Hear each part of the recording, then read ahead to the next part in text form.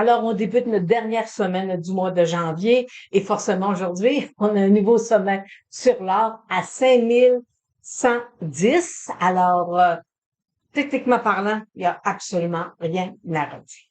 Alors, maintenant, vous voyez, on a le pétrole. Le pétrole, vous savez, moi, j'attends le 63 le baril. Alors, on voit qu'il est présentement, il y a une petite résistance et entre moi, techniquement parlant, j'ai besoin de 123 le baril. Et vous savez, là, on est dans un bon marché. Alors, qui dit bon marché, dit qu'il faut aller surveiller les figures techniques de renversement de tendance. Alors, je vais aller vous présenter une vidéo que j'ai faite sur YouTube sur les renversements de tendance avec les chandelles. Alors, je vous présente ma chaîne YouTube où j'explique les chandelles de renversement. Alors, et comme nous sommes présentement dans le pétrole dans un bon marché, alors il faut surveiller, voir est-ce qu'il y a des chandelles lorsqu'on va avoir un nouveau repli, une nouvelle tendance, est-ce qu'il y a une chandelle qui va être précurseur de la prochaine hausse. Alors, vous savez qu'on doit faire aussi aller voir les indicateurs, mais c'est quand même intéressant. Fait que c'est une petite vidéo d'environ 8 minutes et je vous mets le lien au niveau des commandes. Et là, le Bitcoin qui est toujours sous les 90 000 on est sur un support. Alors la vidéo sur ma chaîne YouTube, ben, ça va vous aider un peu à dire, OK, ça peut être quelque chose d'intéressant. On peut avoir une figure technique qui va se présenter, qui va nous annoncer que le Bitcoin est en train peut-être de vouloir s'envoler. Et ce qu'on va regarder aussi sur le Bitcoin, regardez ici, là. J'ai ici fort probablement un twist qui peut-être qui m'emmènerait à la hausse. Sinon, s'il casse autour de 85 000 ben là, ça va être peut-être un petit peu plus dramatique, là. Mais alors, fait on vérifie parce que l'analyse technique aussi, c'est les figures techniques, les figures des chandelles qui nous aident parfois à trouver des beaux points.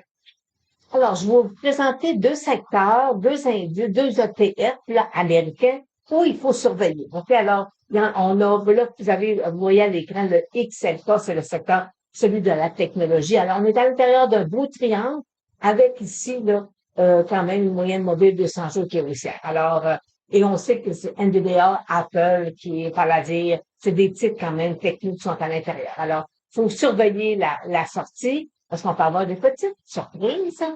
Et le second, c'est le XLF, c'est le secteur financier. Par contre, au niveau, on a un croisement de la moyenne mobile 200 jours et on voit déjà que la moyenne mobile 200, elle est plate. C'est comme ça s'aplatir. Alors, c'est un signe, ça, que le marché commence à perdre un peu de place.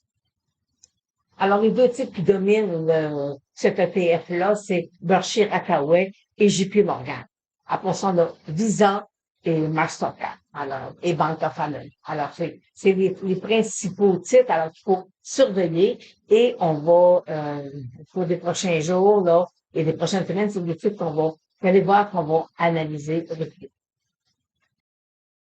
Alors, terminons avec les secteurs. Et vous savez que nous sommes dans la semaine de janvier. Alors, et vous savez qu'en janvier, si janvier va, tout va. Alors, on va savoir est-ce que on pourrait avoir une année qui serait quand même avec des replis, des rebonds, mais quand même rien de dramatique. Alors, on va savoir d'ici quelques jours. Alors le Dow Jones, voyez-vous, dans une belle tendance haussière, beau couloir haussier. Puis là, présentement, nous sommes à 30 minutes avant la fermeture des marchés. Et on voit que c'est très beau.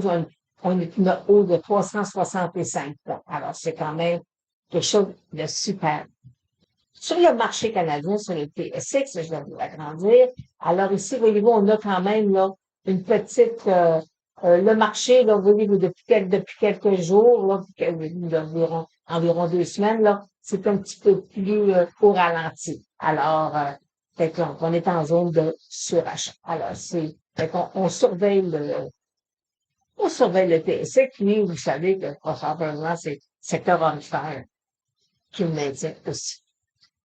Alors, le Nasdaq 100, vous savez, la semaine dernière, je vous mentionnais qu'on était quand même là, il était dans un couloir latéral, alors, et là, il l'a percé, il est revenu, et là, voyez-vous, il prend un peu plus de vigueur, alors, pour l'instant, on attend, est-ce qu'il va nous sortir hors de son triangle, par le haut ou par le bas? C'est ce qu'on va suivre d'ici les prochains jours. Par contre, sur le CDNX, les small caps, là, sur le venture, c'est un autre scénario que nous avons présentement. On a une structure ici d'avalement. Alors, fait qu'on va voir est-ce que les petits stocks là, secteur peut-être orifère ils commencent peut-être un peu à faire un peu de momentum. Là. Alors, ce qu'il faut surveiller, c'est le petit stock sur le marché canadien.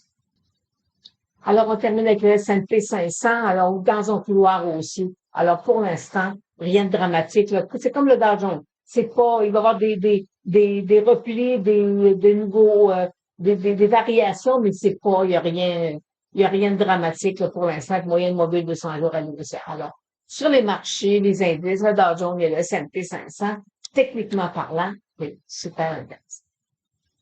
Alors, on se revoit demain.